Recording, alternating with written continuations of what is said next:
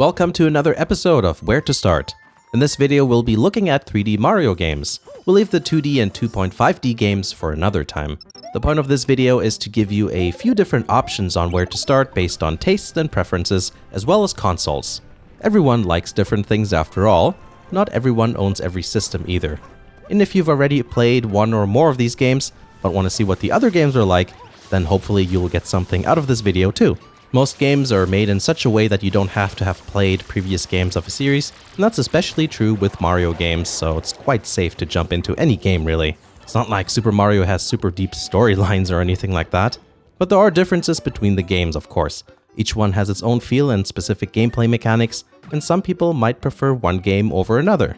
I don't think I really need to explain the Super Mario series too much, but hey, if you've never played any of the games, then it's likely that there are some things you don't know about, so I'll explain a few basics that are common to most games. They're all platformers, which is quite easy to see. The story is usually the same. Bowser kidnaps Princess Peach, and Mario goes out on a quest to save her. Not always, but it's usually that or something similar. There's multiple worlds to explore, each with their own look, challenges, and types of enemies. The way enemies are defeated depends on both the game and the enemy, but stomping is a very common game mechanic. And there are usually things like power-ups that allow you to gain different abilities. With that out of the way, let's talk about some games. I've got a list of all the 3D Super Mario games right here. Super Mario 64 for the Nintendo 64, Super Mario Sunshine for the GameCube, a remake for Mario 64 for the DS called Super Mario 64 DS. I like how the title contains two different console names. Then we have Super Mario Galaxy 1 and 2, both for the Wii, Super Mario 3D Land for the Nintendo 3DS, Super Mario 3D World for the Wii U, and finally the newest game Odyssey for the Nintendo Switch. So that's 6 home console games and 3 portable games. And I counted Odyssey twice because it's both. Speaking of Odyssey, let's just talk about that one first. Since it's the most recent game, it's the one that most people are talking about, and I think this is a great place to start if you're new to the series and to platformers in general. And one of the biggest reasons for that is because Nintendo removed a lot of things that might be frustrating to a lot of players. There are no lives to lose, so there's no game over. You do lose coins when you die, but running out of coins doesn't earn you a game over either. I think this is fine. In older games, you just reload and try again after getting a game over, so Nintendo just got rid of some of the hassle there. Every Mario game has its own unique spin on things, and in this case, it's Cappy. Cappy is a living hat who serves as a weapon by being thrown, and you can also possess certain enemies with him. In a way, this replaces the power-ups because you possess other creatures to gain abilities. There's also a good amount of variety in terms of the level design. There are 2D sections, challenge levels, and races to keep things from getting repetitive. There's also Balloon World where you can search for balloons hidden by other people, and you can even hide them yourself. It's pretty fun and it's a good way to get coins. Speaking of coins, you pretty much get rewarded for everything you do, from coins to power moons. But you're not going to find a lot of the iconic power-ups and items in Odyssey. No mushrooms, no fire flowers or one-up mushrooms. But I don't really see that as a problem. But I know that some people don't like that aspect of the game. Still, Odyssey is great for people dipping their toes into the series, and also for people who maybe thought some of the older games were a bit repetitive. It's not frustrating at all, and the open-ended world design means you can do something else if you ever get stuck at some point. And once you get better at the game, there's more difficult challenges you can take on as well. If you like the idea of open-world Mario games but don't think that this game is for you, then there's a few others that are structured that way too. In fact, the game that people say Odyssey resembles the most is the now classic Super Mario 64 for the Nintendo 64. But because it's the first 3D game in the series, the classic elements found in 2D games remain intact. And if you're one of those people who wants that, then Mario 64 might be a good option for you. For me, the N64 has some of the most unpleasant graphics of any console, but it's the quality of the games that's important, and Mario 64's gameplay still holds up to this day. It's surprising how well it works when you take into consideration that this is the first 3D Mario game. In that regard, it's similar to Ocarina of Time. Both the Zelda and Mario franchises somehow managed the 3D transition very well, and they're even considered milestones in video game history at this point. Like with Odyssey, you're encouraged to explore everything, but you've got all the classic power-ups, and you don't get rewarded with a star every time you trip over your own feet. Each star feels more like a reward than the power moons do in Odyssey, which I think makes every achievement more memorable and in turn more meaningful. But I don't say that because I'm trying to bash Odyssey or anything, it's because they've got different purposes, I guess. Super Mario 64 did get a remake for the DS called Super Mario 64 DS. You get to play as 3 more characters, Yoshi, Luigi, and Mario, and you also get more stars to collect, and there's a multiplayer mode. It's a good option if you prefer being on the go or just want the extra content. The graphics are noticeably different, but I can't decide which game I prefer in terms of looks. There's positives and negatives to both.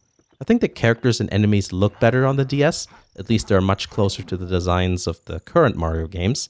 And then a lot of times the environments look a little bit more refined as well. But then, on the other hand, a lot of the environment textures look better, or more detailed anyways, on the N64. The gameplay is what's important in the end, so I don't think it matters too much, but it's interesting to see what the differences are.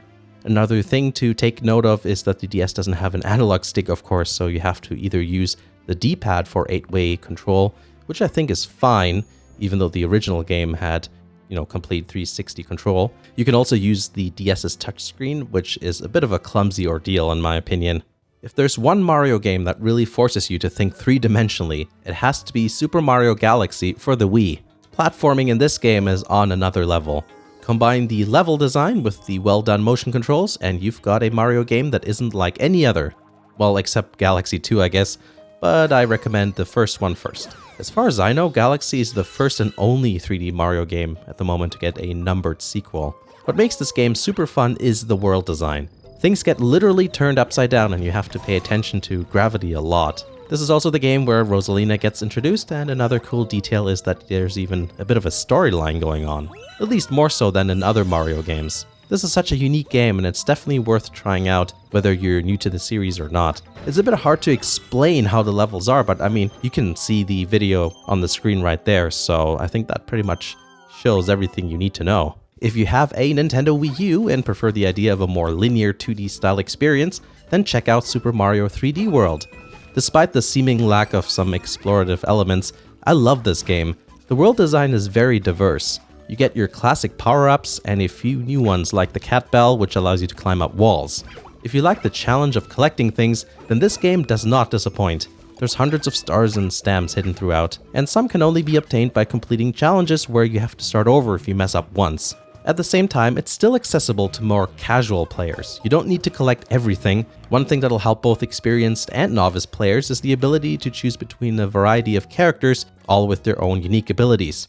For example, Luigi jumps higher, Peach can hover after jumping, but is slower, and Rosalina can do a spin attack. Since each character has their own pros and cons, it accommodates a variety of play styles, and you can also match characters to certain stages if, let's say, Mario doesn't jump far enough or whatever. So that means you can try out other characters when you're stuck, or you can make things challenging for yourself on purpose by mismatching characters and levels. I think this game can count almost as a hidden gem since it's on such an unpopular console. Because it's a Wii U game, I know not a lot of people will be able to play it, but if you do have a Wii U, I say give it a try. I think it's difficult to be disappointed with 3D World. And I love how the courses just have that same sort of character like the 2D games. In a way, this game is like Nintendo's own love letter to the Super Mario series. It's a celebration of everything that made it classic, but interpreted in a new way. And I also like how the beginning goes straight to business. A quick, wordless intro, and off you go. If you have a 3DS and like the idea of playing games in more short sessions, then Super Mario 3D Land might be something to consider. It feels a bit like 3D World, but with more commute/lunch break/recess friendly levels. The stages aren't as long, which means you can probably go through a bunch of stages while on the throne. You can tell that a few levels in Odyssey take inspiration from 3D Land's level design, the ones you access through the pipes. So check that out if that sounds appealing to you. And lastly, there's Super Mario Sunshine. Every 3D Mario game offers a unique twist, and with Sunshine, it's Flood, which is this water spraying device which Mario uses to clean up the island of Delfino, which he is wrongly accused of polluting. It features more of an exploration-based approach like its predecessor Mario 64 and also the newest game Odyssey.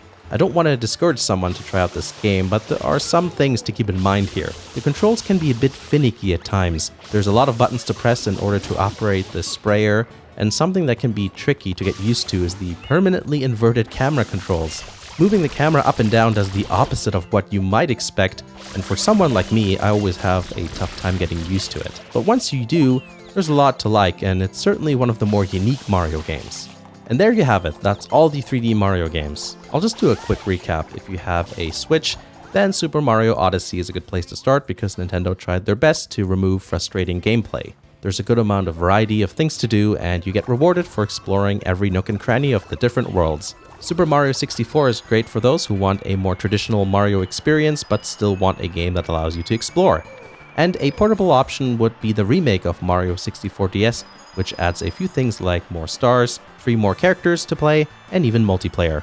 Super Mario Galaxy is great for people that want some non-traditional platforming. The space setting certainly provides that with the planets. It's fun how you have to keep track of which way is up or down, even though there really isn't up or down in space, and gravity and all of those things. And the good thing is that once you play the first game, there's a whole other similar game to play, Super Mario Galaxy 2.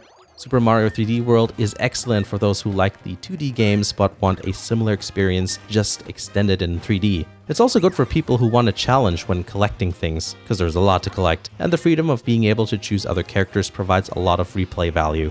I actually think that's one of the best parts of the game. I just like going through all the different characters. If you have a 3DS and like to play Mario games in short sessions, take a look at 3D Land, similar to 3D World in some ways, but tuned for short sessions. And if you want something a little different, Super Mario Sunshine is quite different from other Mario games because you have the water shooting weapon thingy. Some people might feel that the controls are a bit hard to get used to, but I think it's worth it in the end. Hopefully that was helpful, whether you're new to the series or just want to know what other 3D Mario games to check out.